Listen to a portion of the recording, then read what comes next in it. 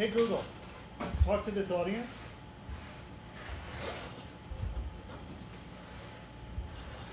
It's going to stay this slow this whole time. All right, getting the test version of this audience. Greetings. Hey Google, next slide.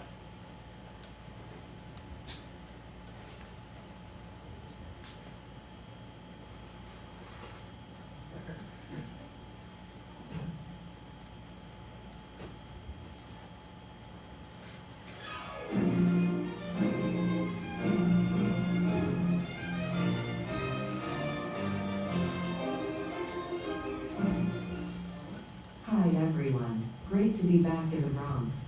I had such a good time last year, I asked Alan if we could come back. What are we going to talk about?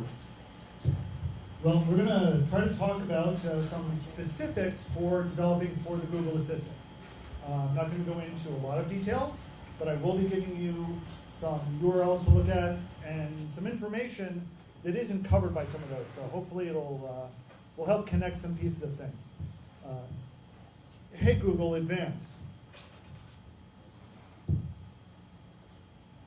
I think I'm going to ditch the microphone. Can you guys hear me okay? Yeah. Excellent. This is Alan. He hasn't changed much since last year. I'm Alan's assistant, and I have. The assistant really has. For those of you that saw how many of you saw my presentation last year? A few of you, okay. The assistant has done some remarkable things since the presentation last year. You'll see a couple of slides that are the same, but for the most part, a lot of what I talked about then, while still true, there's a lot more to talk about, and I don't have the time, so we're not going to. Anyway, my name's Alan Furstenberg. I am a software consultant and a software developer. That's what I do for my day job. I'm also what Google refers to as a Google developer expert. So I don't work for Google. They don't give me a paycheck. A lot of what I do for them is because I love this technology so much. But I am, what do they call, what am I an expert for these days? For the Google Assistant, for the Internet of Things, for wearables, and for their identity platform, which is why your question earlier about logging in was one that I keyed in on. These URLs at the bottom are where you'll be able to find me in the future. The top one, spiders.com, is the company that I work for. Prisoner.com is my personal domain. And on the bottom, prisoner.com/ubi for ubiquitous computing is where you'll be able to find these slides right now. So if you want to take a picture of it, this is the slide to take a picture of. Everything else you'll be able to find from here. I see a lot of phones going on, so while you're taking pictures, I'm going to say, hey Google, advance.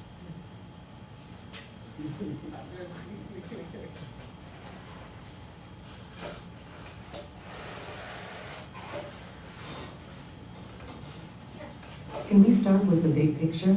What do we mean when we say that we're developing for the Google Assistant? So you're going to hear me talk about things like actions. And actions are the name that we give to the things that you're going to be developing, you as developer. How many of you are developers? I'm assuming most of us. Is there anyone who's not a developer? Okay. What are... Okay. So actions are these things that we are developing that work with the Google Assistant. When I use the term Google Assistant, you all know what I'm talking about, right? We're talking about things like the Google Home, the speakers, but also the assistant that we can get on all of our Android phones and iOS devices. The assistant that we're increasingly seeing in a lot of other products that are out there, from automobiles to televisions to smart displays to a wide range of stuff. Google is putting the assistant into all of these things. And actions on Google is the way that we communicate with them. So I like to say that actions on Google is the API that lets users, our users, engage in conversations with other services through the Google Assistant. And I've highlighted 3 words there because they're so important to me. The first is API.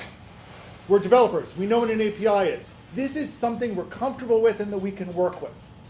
Okay? There's nothing too radical about this, even though this seems like a big topic. The second is that we're expecting our users to have conversations with us. We just talked about what these conversations look like. We've talked about what the importance of a conversation is. We've talked about why this is powerful and a new way for users to work with us. And second, our users are going to be talking to other services. They're going to be talking to the things that we are providing. We as developers, we as product managers, we as companies, we as hobbyists. These are other services besides what the Google Assistant offers. And that's an important distinction.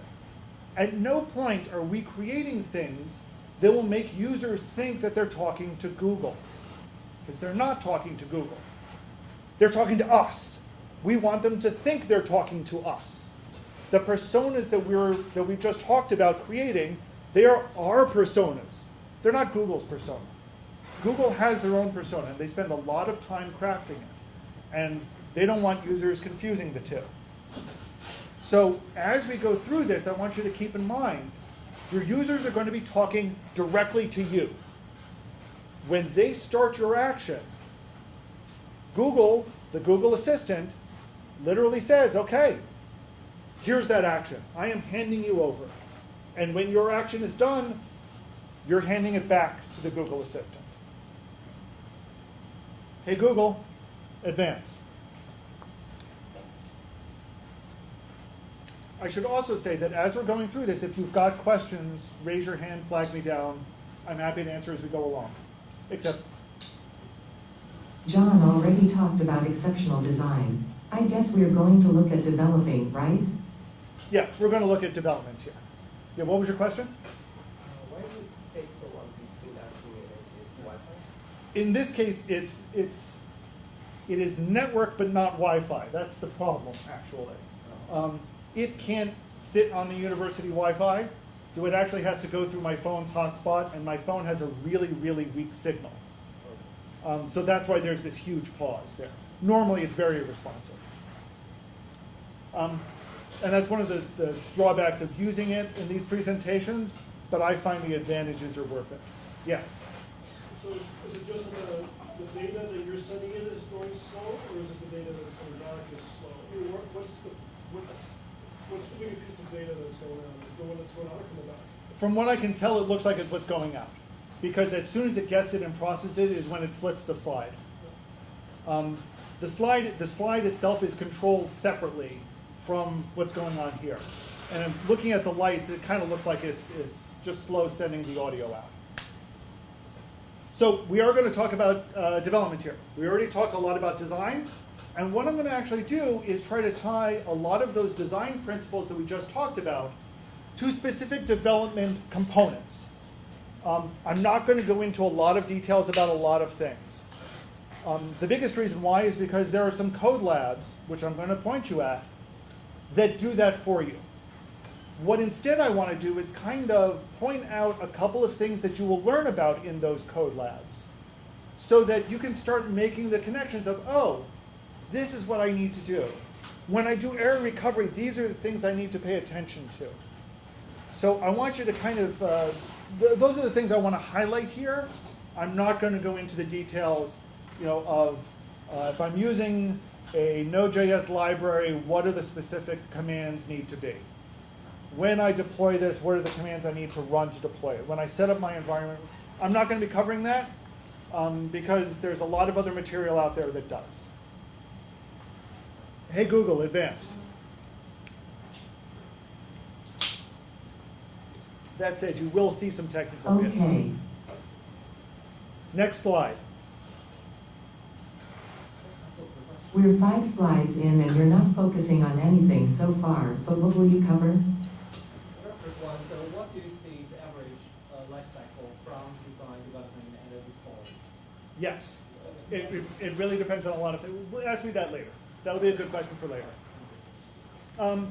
So I'm going to be covering pretty much these bits. So we're going to talk about turning the script that you created in your design process into something we refer to as an intent, and then how do we code for that intent.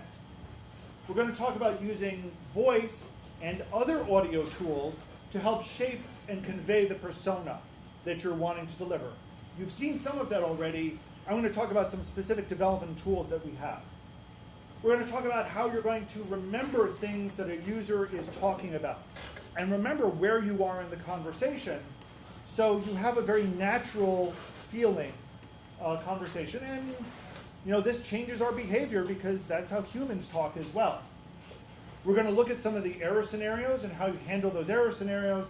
And then finally, although voice and conversation is the primary and the first thing that we should be focusing on as we develop for the assistant, there are other surfaces as well. There are screens, there are TVs, there are phones. We'll sometimes refer to these as surfaces and sometimes refer to these as multimodal surfaces. So we're going to touch on those quickly. Hey Google, advance.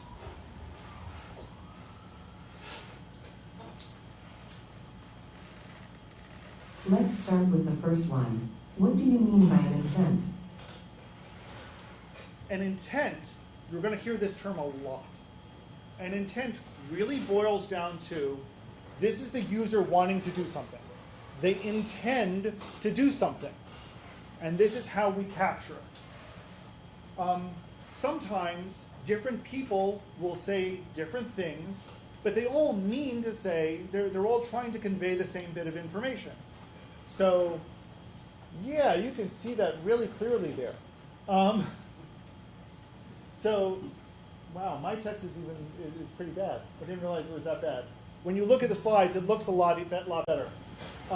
So this might say, one person might say, I need to schedule a meeting.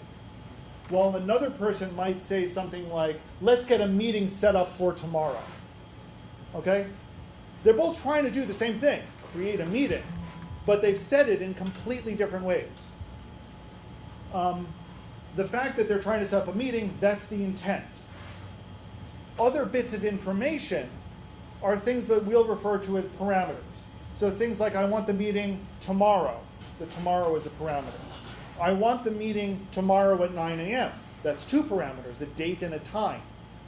Or they might just say, I need to set up a meeting, and we'll need to prompt them for those parameters. The colored bits that you can't read represent the fact where in that phrase are we getting those parameters. Down here in Dialog Flow, we associate those parameter words with types, or what they refer to as an entity. The system comes with a number of entities built in, date, time, some names, and you can create your own entities. Things like names of conference rooms, for example, or names of airlines. If you think of it in terms of programming, an intent is kind of like a function. It takes parameters. Those parameters have types. It's not a perfect analogy to what we're working with here, but it's very, very similar. Right, I forgot to also mention, this tool that you can't read here, except for its name, is called Dialog Flow. There are a number of ways that you'll be able to craft these messages and turn what a user says into these intents. Dialog Flow is one that Google provides. It's a very good one. If you are just starting out, I recommend you use Dialog Flow, to the point where I think all of the tutorials talk about it these days. It does what's referred to as natural language processing, or NLP. So if you see that buzzword tossed around, now you know what it is, and now you have a tool that will help you work with it. Hey Google, advance.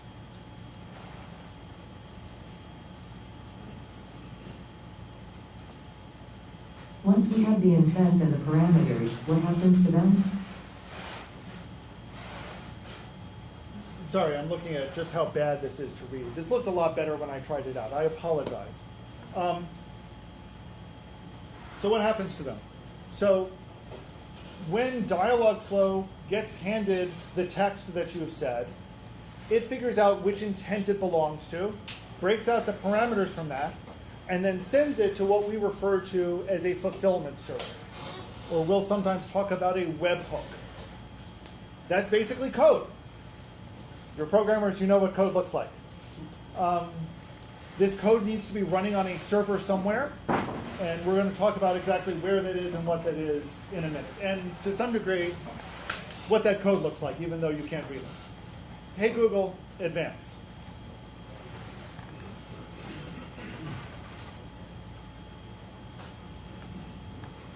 Okay. Next slide. So where does Thank the you. code run? On the device? No, as I alluded to, it runs in the cloud. It runs on a server somewhere. But we have a lot of options for where to run it. Basically, anywhere in the cloud, with a couple of caveats. The two big caveats are it needs to be an HTTPS server, so it's a web server that has a valid SSL certificate, and it needs to be a public URL. You can't run this on your machine at home. But we have some tools that help us do this. So for example, Google has a product called Firebase Cloud Functions. It's an excellent service. It provides the HTTPS, it provides the certificate, it provides a public URL. Everything's good there. Amazon has a similar service with AWS Lambda. You don't need to use either of those. If you've got a server someplace that you like to use, you can use it. While you're testing, however, it can be a pain to run things on a public server. We have a great tool called ngrok. What ngrok does is it basically creates a secure tunnel. So it has a public HTTPS address, and everything sent to that address gets sent to your local machine. You don't have to worry about running a secure server. You don't have to worry about running much of anything. It'll do that work for you. I wouldn't recommend running production stuff that way, but while you are testing, ngrok is a great solution. Hey Google, advance.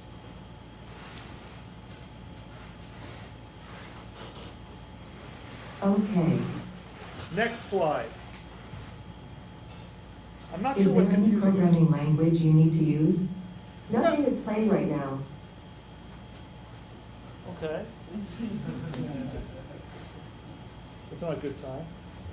No, there's no particular programming language you need to use. How many of you are familiar with JavaScript? JavaScript on the server with Node.js? A few of you, good. Java? Python? PHP? Good, very good. I'm proud of you. But it really boils down to any programming language that runs on a server, you can use. It only really has two requirements. It needs to be able to run on a web server and be able to handle a JSON body, which will be handed to it. Hopefully you know what JSON is. Anyone doesn't know what JSON is? Okay.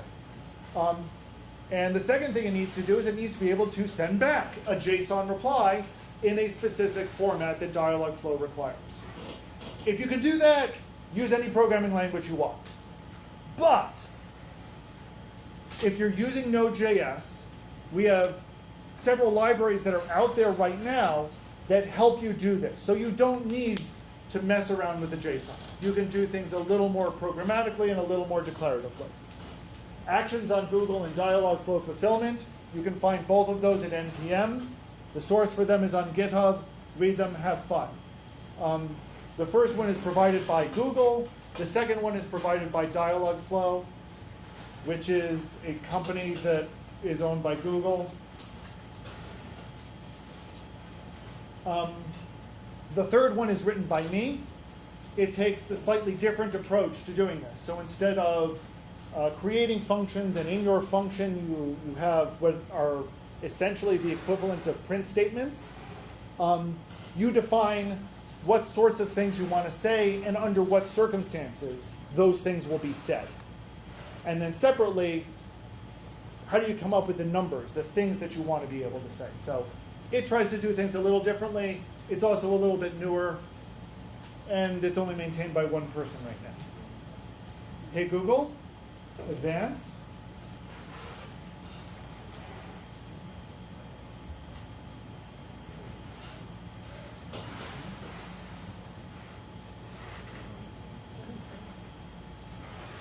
So next you're going to tell them how to use speech synthesis markup language or SSML to shape the persona by doing things such as inserting dramatic pauses or making noises or or talking very quickly, or even changing my voice. Quote. Well, I could talk about that, but I think it just did a fine job on its own. That's using something called SSML, or as it said, the speech synthesis markup language. If you're familiar with HTML, it looks very similar to that. It just has completely different tags, completely different attributes, and the point is to generate something that you hear instead of read. But conceptually, it's the same sort of thing. And you'll be using this as one of your tools to help shape a persona. If your persona is the sort of thing that likes to talk quickly and likes to get through things, you can speed up the text. Not a wise idea. Or you can pause it in certain places for emphasis. I see a question back there. Yes? Yeah, cool question. Are you going to be sharing the slides? The slides are at the URL I gave at the beginning. Oh, I know. And I'll give it again at the end for those of you that forgot to take a picture when I told you to. And yes, you'll be able to actually read the text when you see it there. You won't, however, be able to hear it. For that, we're going to rely on the recording. So I don't actually have too much more to say. She said it all for me. Hey, Google, advance.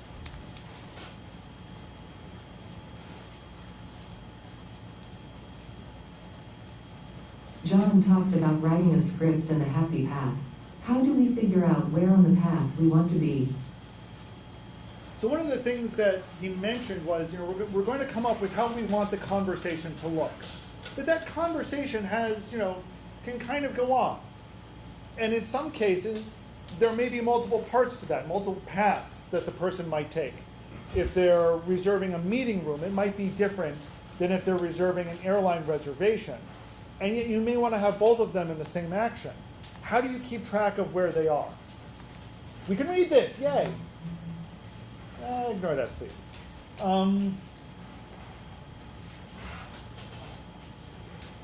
We'll use a term called a context. And as that word kind of suggests, it keeps track of where in the conversation you are, the user is. So you as a developer will set a context. So if we start talking about reserving a meeting room or scheduling a meeting, we will set the schedule meeting context.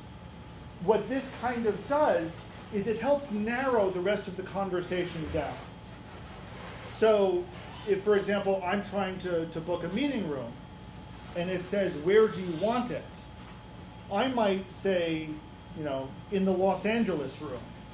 If I'm booking a meeting room, the Los Angeles room is very different than if I'm booking an airline reservation and saying I want the meeting in Los Angeles. Two very different things, and shaping which context we're in helps us narrow down where we're going. Is that clear? The concept is a little fuzzy, but if you think about it, we as humans work exactly this way. So for example, if you and I are talking about a book, I might say, I read this great book yesterday called The Meaning of Life. And your reply back to me is, oh, what is it about? What is it? What does it mean? It's the book. You and I, when we're talking, we know that it means a book. The context, setting a context, is how we help the computer understand that. Hey, Google, advance.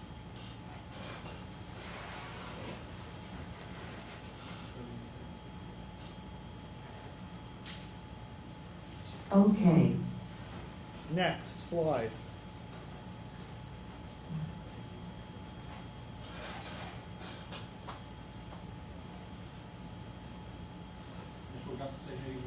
But then how do I store the information they give me in the conversation? And how can I remember the person in between conversations?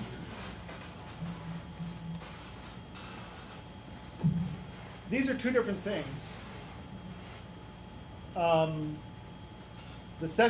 So we think of things in terms of two different ways. We think of things that we refer to as a session storage. What do we need to remember in this conversation? And then a user storage. What do we need to remember about this user between conversations? because sometimes that's important.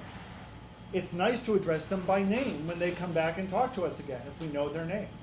Maybe it's useful to know that when they book flights, they prefer to leave out of one airport, okay? And we can remember that, and that makes our conversation a lot easier. Unless they say, this time I need to fly out of Newark instead of JFK. In those cases, we need to remember for this conversation, for this session, that difference. Tool-wise, we've got a number of things that Google has given us. So for this session, we have a string, which they very cleverly have named data. Let me see if I can kill that quickly. I apologize for this.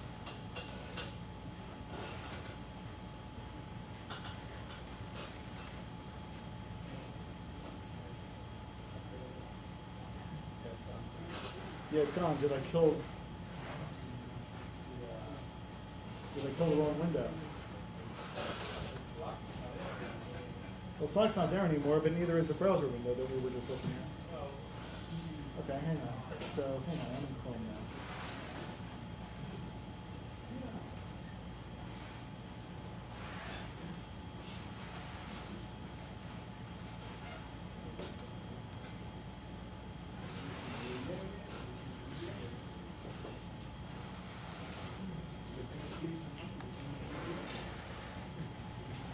If somebody's got any questions, now's a good time to shout them out at me. And we'll see how well I can multitask.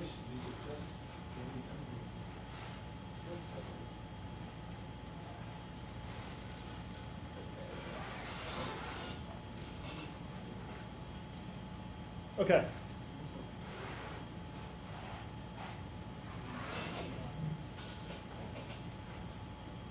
Now I need to get to cheat sheet. Thank you. So Google provides some tools for both session storage and user storage. On the session storage side, we have our context again, because we can store not just where we are in the conversation, but bits of the information about the conversation in the context. We also have a construct they refer to as data, which is a useless name, but an important concept. That's just a string, and then traditionally we put JSON data in there as part of our response back to Google. It'll just keep sending it back to us every time. On the user storage side, they've got a slightly better named construct called user storage.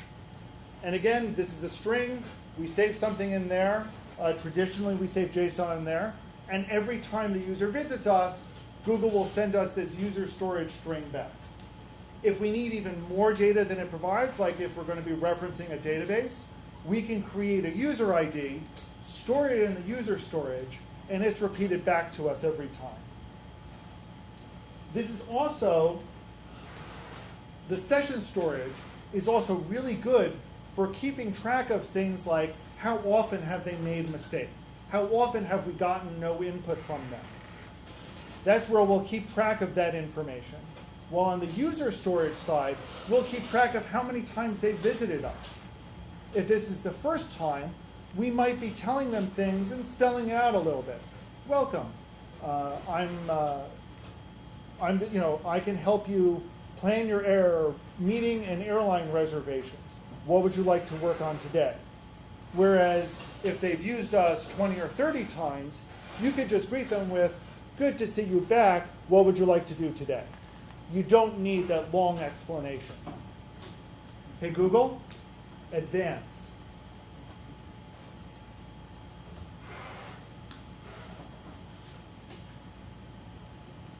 You humans have such problems answering my questions. How can I deal with it? Yeah, I don't want to hear about problems answering my commands. So John talked about 3 types of errors. A disambiguation, and that's where, if I say I need to invite Dave, the system will say, which Dave? Do you mean Dave Jones, Dave Smith, or anyway, or Dave J, pulling it out of your contact list. Disambiguation is something that you can handle through regular intents.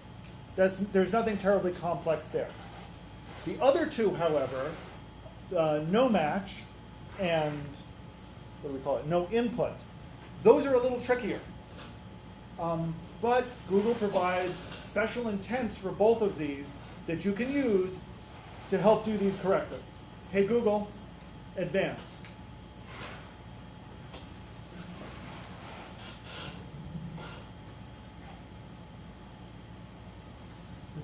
How do we handle if I can't understand what the user said?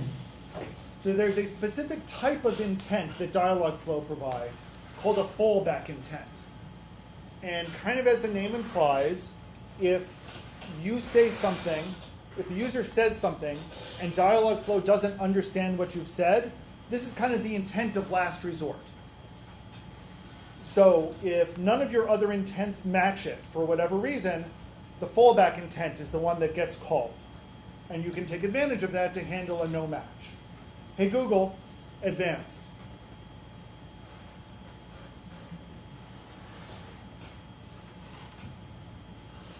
And if they say nothing at all?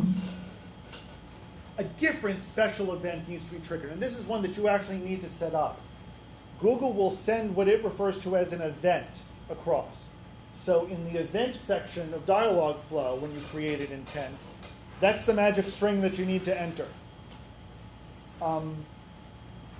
If you don't have this intent built in, it will end up as a fallback intent. So if you're okay with handling both no match and no input the same way, you can deal with it with a fallback intent. Hey Google, advance.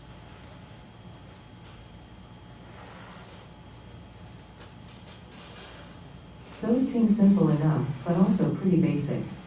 They are basic, but they're basic tools that we can now combine with other things that we've already learned about. So for example, for each fallback intent that for each place in the conversation, we're keeping track of our place in the conversation with a context. We can create multiple fallback intents.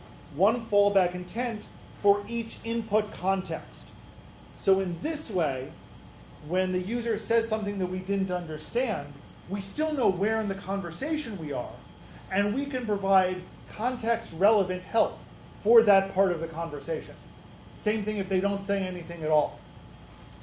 We'll then also be able to use things like session storage. Have we gotten a no input from them twice in a row? Well, if we have, maybe we should thank them and bail out.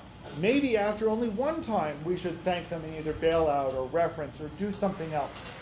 But using session storage, we can keep track of how many times we've hit each of those. And then finally, we can also use the user storage to keep track of how we've helped them in the past. A user who has visited us 100 times and gives a bad input likely does not need guidance about what they should be saying at that point. Whereas a person who's just visited us once and we didn't understand what they're telling us, they might have just given us something that we don't understand, so we need to help them understand what it is that they should be telling us at that point. So all of these tools will work together to help create a great user experience. Hey Google, advance. Come on, great user experience. I like all this talking, but you're showing stuff on the screen, aren't you? Well, yes, I am. And that's one of the issues about anything, is that we live in a multimodal world. The example I gave before, sometimes when you're at a restaurant, you'll use a menu. And other times, the waiter might give you suggestions, or you might ask the waiter for suggestions. Right now, we have one mode, and that's a phone, that's a screen. As we move towards voice, we have multiple modes. We have multiple ways of presenting things, both presenting things to the user and then presenting their response back to us. So while I always want you to start with voice, consider we've got a lot of other tools. We have the ability to display things on cards, on their phones, for example, and eventually on their TVs. We can do lists and options. So we can literally present to them a menu that they can swipe through and select. We've got suggestion chips. And these are things that they could say, and maybe they want to say, or they could just touch it there. And we'll treat it like the user just said it. We can link out to websites. We can link to apps if they're doing this on the phone. and we can do audio playback. So a slightly higher level of just this small conversation snippets, we can play larger media chunks. Now normally as we define all of this, when you're building your responses, you will build your voice response. And then you can add on any of this other stuff. And if you're on a speaker, the other stuff will just be ignored, and the voice will be treated alone. So I'm going to keep driving this point home. Design for voice, build around voice, and then add on this other stuff. In some cases, however, you want to treat the voice a little differently if you can also display things. So we have ways to determine what we call the surface capabilities. And in this case, we can see what surface is being used right now. Do they have a screen available to them right now? If they do, we might treat things a little differently. We might also need to say in some cases, do they have a device that has a screen at all? Have they registered this on a phone at all? And if they have, then we can do some other things and say, maybe we need to switch to the screen to continue this conversation. And we can then continue the conversation on the screen. We have a way to do that. Hey Google, advance. Okay. Next slide. Some pretty good tips, but I think they want to actually build something. Where do they go next? And do they have any questions for us before they engage? So the next step, again, who is it that forgot to take the picture before? Here's where you take the picture now. Okay. So there are the code labs up on the top. Go to that URL, do a search for assistant. There are two great ones. I think they're called something like Getting Started with the Assistant Part 1 and Part 2. There's a lot of documentation that's out there. How many of you are familiar with Stack Overflow? A good bunch of you, good. If you have questions, Stack Overflow is a great place to go. Post your questions clearly and coherently, give code, give errors. There are a lot of people that are on Stack Overflow that are willing to help. Tag it Actions on Google and or Dialog Flow. William, who's sitting in the back, is one of the other answers who answers there a lot. I'm on there and I answer a lot as well. You answer more than anybody else. I do answer more than anybody else. This is true. I'm not denying it. But there are other people. You don't need to rely on me. And we're all really eager to help you design some great actions. So I will be around some more tonight if you want to talk about some details. I encourage you to start with the code labs. And then I will be here tomorrow to answer any specific questions that you have. The question, let me give the one explanation that someone shouted. Why didn't I say OK Google that one time? Cancel.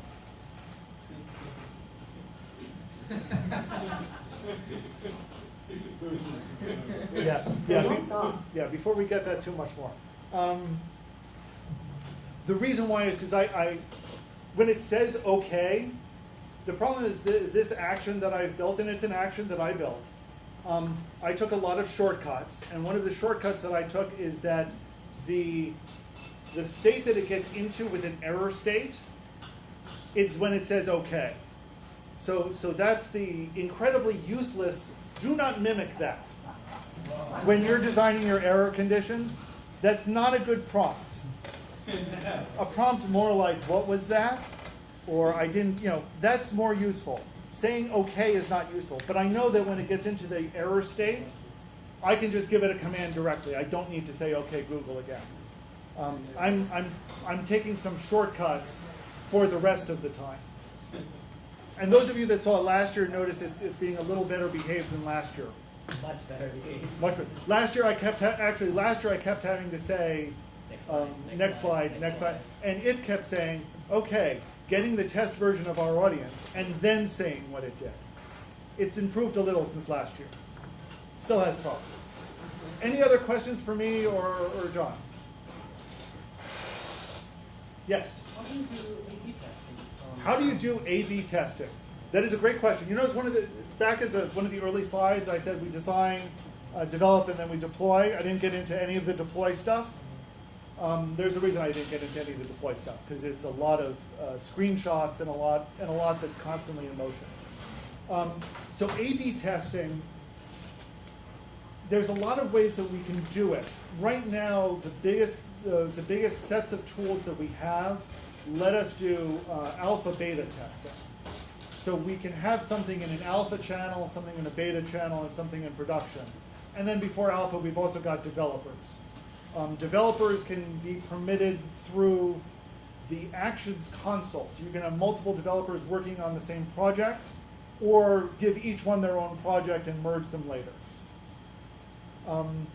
There's not a lot of really good solutions right now. If you're trying to, if you've got a field of a few thousand people and you're trying to test out different conversational experiences with each, the best we have right now is that we can control what sorts of things we say, and we need to do that based on a user ID that we assign them. And we keep track of that in our user story. We don't have anything that automatically helps us with that.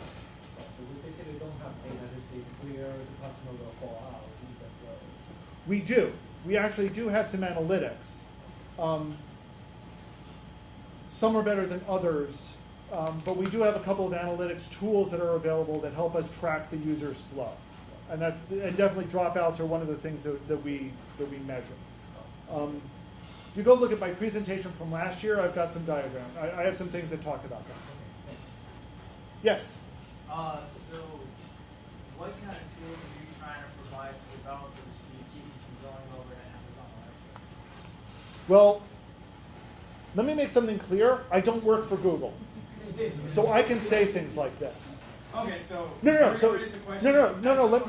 Let me. Someone who works like with Google, with Dialog Flow, and someone who prefers it, what is keeping you to work with voice for Google Home as opposed to with Amazon Alexa? So there's two answers to this. The first is, why would I want to keep you from building for Alexa? That's not Alexa has 70% of the market. Anybody who's not developing for Alexa is stupid. Let's face it, that's the truth. I develop for Alexa because I have to, because my customers want it. Okay?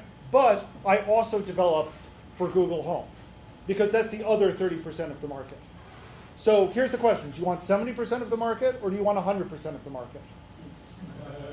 Okay, the answer is you want 100%, which is why you're developing for Google Home. That's the first answer. I see. US market?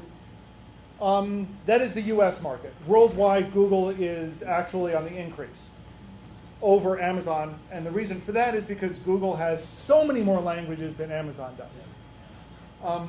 The second part of that, which is kind of the same thing, is the reason why I encourage people to develop for Google Home or for the Google Assistant is because the tools, the technology, the experience as a developer is miles better than for Alexa. It is Dialog Flow. Google launched with Dialog Flow. Amazon only released their equivalent to Dialog Flow within the past few months. And Dialog Flow is still better than it. Some concepts that Google has as part of the Assistant, as part of Actions on Google, don't exist on the Amazon side. So for example, the concept of no match. We have a fallback intent. You as a developer or you as an analyst will see when no matches occur. Amazon hides that from you completely. If the user says something that doesn't match what your skill can handle, your skill never sees it. So there are whole conversations that could be going on that you as a developer don't know about, so you can't fix.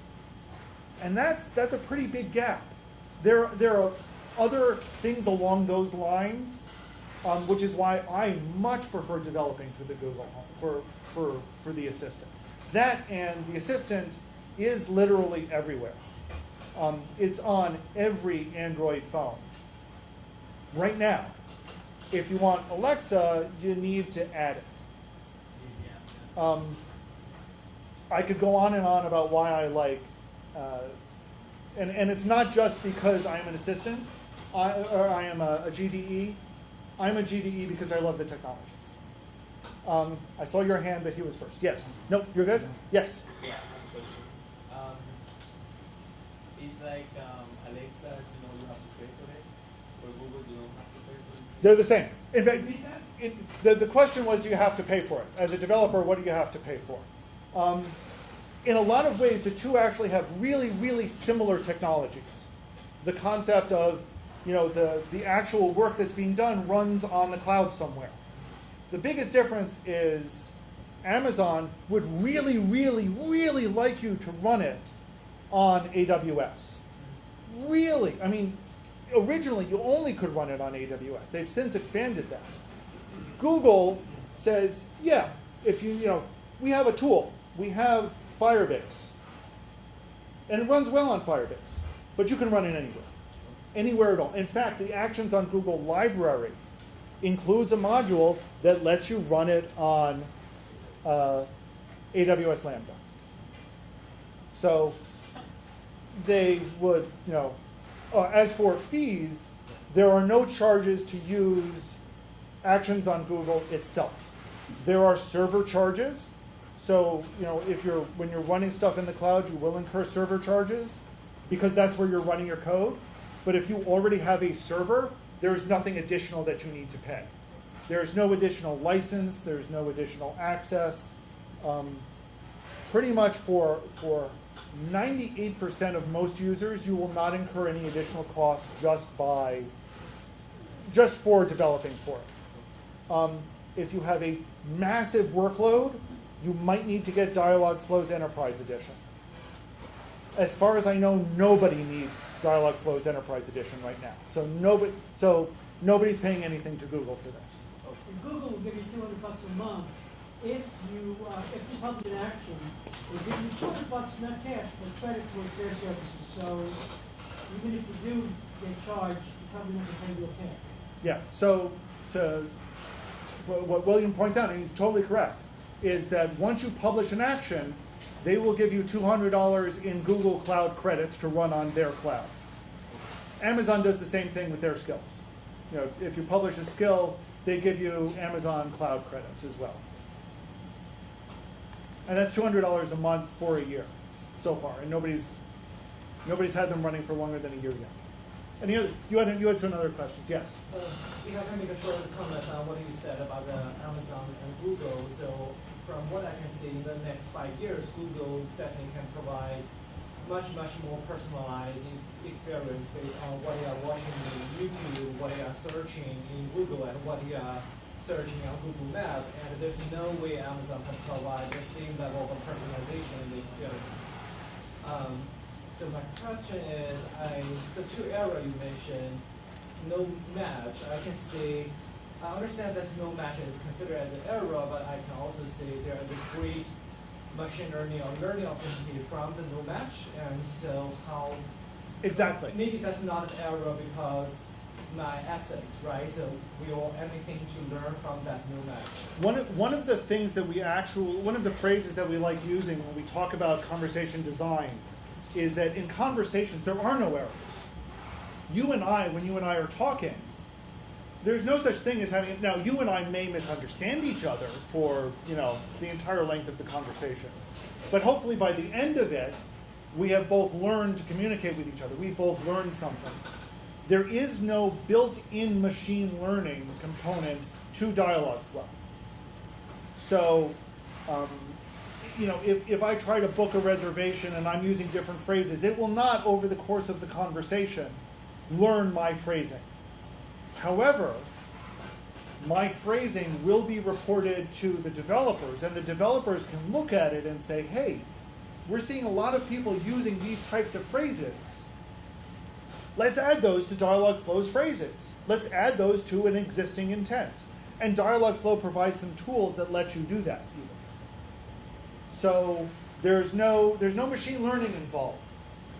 But the fact that we get this no match is useful feedback to us as developers. Does that address what you're looking for there? Anything else for now? One question. So, at I.O., they had the whole conversation of trying to book an appointment. You know where this is going, right? No, I don't. I'm not sure. Why, I thought they actually got to figure it out. What happened? Why do they still use people like you? No disrespect, of course. But I'm just saying, I have the same question, I just didn't want to ask it. Thank you. So, at I.O., they demonstrated a bit of technology called Duplex. And Duplex was meant to be a demonstration of their artificial intelligence technology, which would make phone calls to do things like book reservations on your behalf. So the person at the other end would, for example, hear what sounds like a human trying to make an appointment for a restaurant or whatever. The reason why they need us as developers is because that's a lot of great machine learning. That is thousands and thousands of machine hours that have gone into training a computer to book a restaurant reservation. If they want to be able to do something like book an airline reservation, that is an additional many, many thousands of hours of machine training. If they want to book a haircut appointment, that is again many, many thousands of hours, okay? So you see where this is going.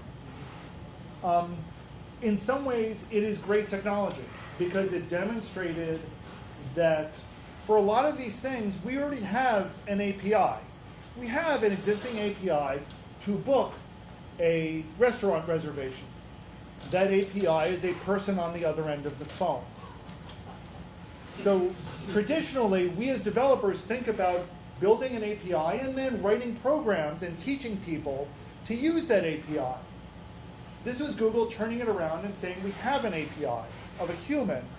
We now need to train our machines to work with that API.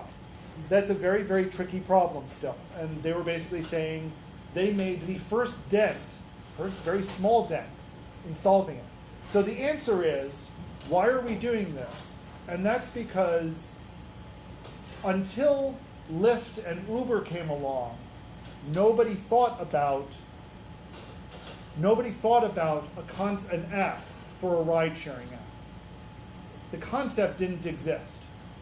And yet someone made an app and it suddenly existed. We need you to write those apps for voice, for things that nobody thought to do before. That's why they need us. And I'm going to close on that, because I think that's... Thank you very much.